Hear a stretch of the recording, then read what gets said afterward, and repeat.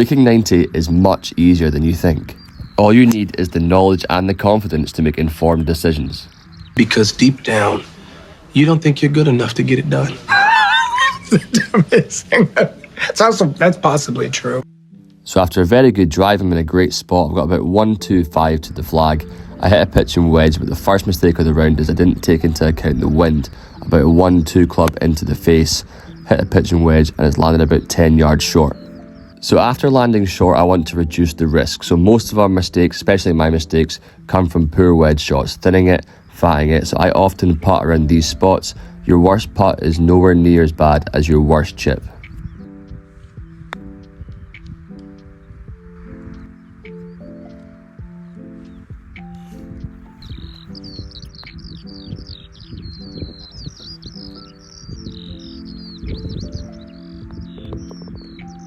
So bogey on the first hole is pretty good. I'll take that any day of the week.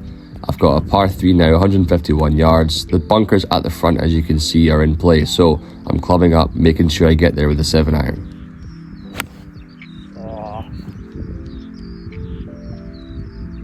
So I've left myself in a really tricky spot, but it's really important to look at your shot from multiple angles. This first perspective shows plenty of room at the front of the green and upslope, so I can be quite aggressive, whereas over the ball, the green looks absolutely tiny. So it's important to look at both perspectives. But in reality, this shot isn't as difficult as it looks over the ball.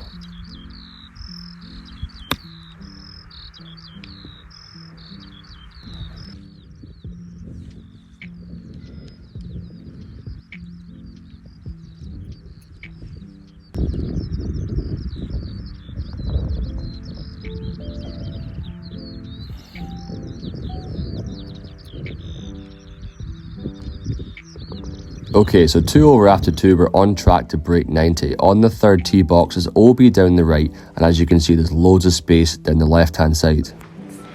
I don't take chances anymore. To stay away from danger and to reduce the risks, I'm aiming far down to the left-hand side. If it goes straight, it's still in play, it's fine. If it fades a little bit, it's going to be absolutely perfect. It's so important to know your distances. Most mid to high handicappers, speaking from personal experience, overestimate your distances and always land short and leave yourself in trouble. I read 155 to the back of the green here. I know my 8 goes 150, so I hit that shot, and as you can see, it's the perfect shot, pin high. It's not as close as I'd like it to be, but I'm not a scratch golfer, so I'm very happy.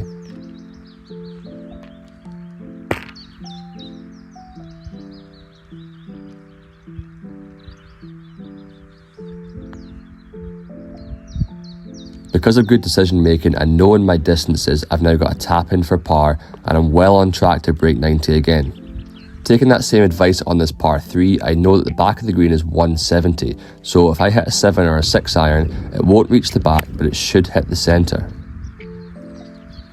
Although I've pulled it and missed the green, because of good decision making and good club choice, I'm pin high and I've got plenty of room to work with.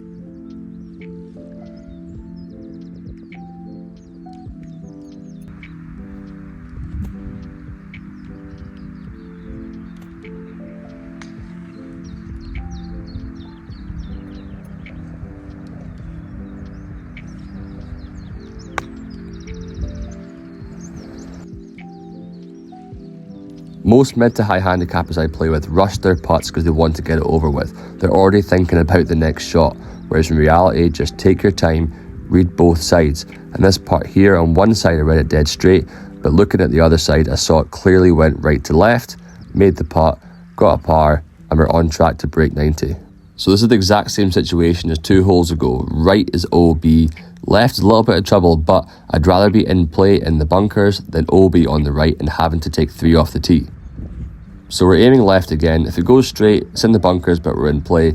If it fades again, it's going to be absolutely perfect.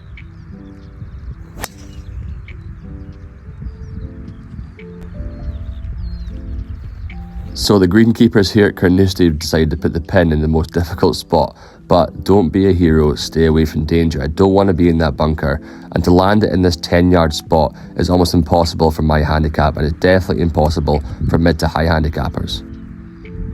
So I'm playing to the centre of the green, a nice chippy shot. I know a pitch and wedge will definitely get to the centre. I've aimed right at the bunker, knowing that my shot shape's left to right usually, and I'm in a decent spot. Although I've got a tricky putt, at least the worst I'll get is a bogey. I don't want to go in that bunker. In Carnoustie bunkers, you might take 3 or 4 out of it, come away with a triple or a quad bogey, so I've made a good decision. Another par, 2 over after 5 holes, and I'm well on track to break 90.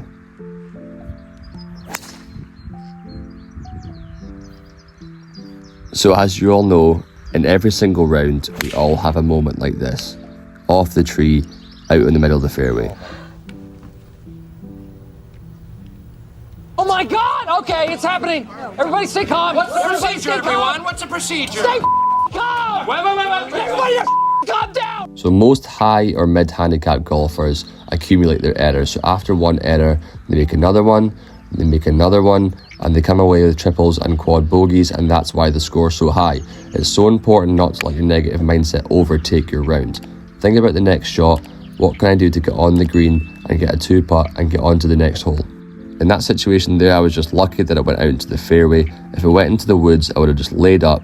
Same again, same game plan, get it on the green, 2-putt and get out of there. So same again, I know 190 is the back of the green. As you can see here, this green is absolutely massive. So I'm hitting any club between 160 and 200, and I know I'll be on the green, which fills me with confidence. I'm going to hit a 5-iron, nice and easy, see if I can get it on the green. Pin high would be fantastic.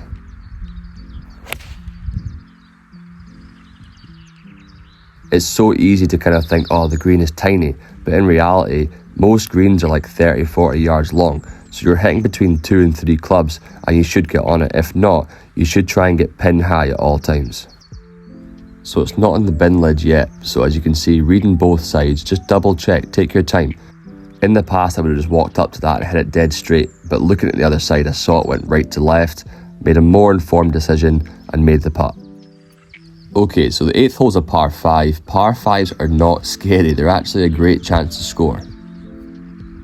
Look at the distance of your par 5 and break it into manageable chunks. Have a look here for me, driver, 5-iron, wedge, 2-putt. That is the game plan. If it doesn't work out, at the worst, I should be getting a bogey. The green's about 250, so a 5-iron should leave me with a nice wedge shot. So I'm not thinking about going for the green here.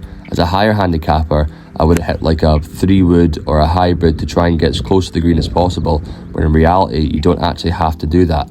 Hit the ball in a nice comfortable zone to try and get on the green for a 2-putt for a par.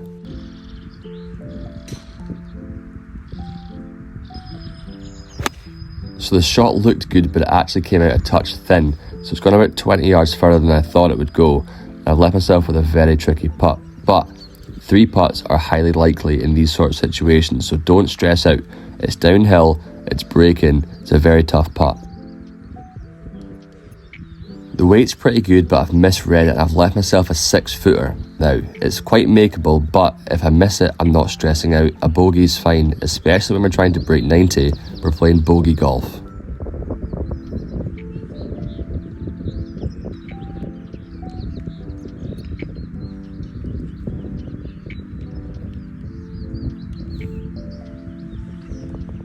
Okay, so as you've seen, I followed the same game plan every single hole.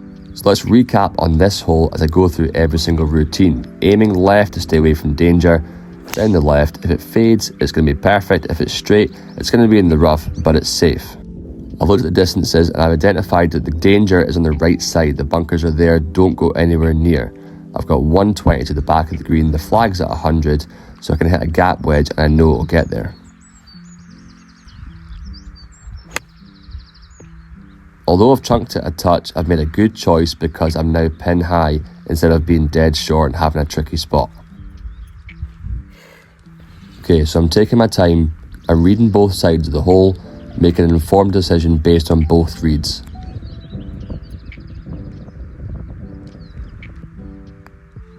So the game plan has worked, we've got a tap-in par and we're well on track to break 90, if not break 80. Most of the high scores on your scorecard are due to bad choices, so hopefully this video has helped you out on how to make informed decisions and how to score well playing safe and boring golf. If you enjoyed this video and you want to see more, my other videos are on the screen right now.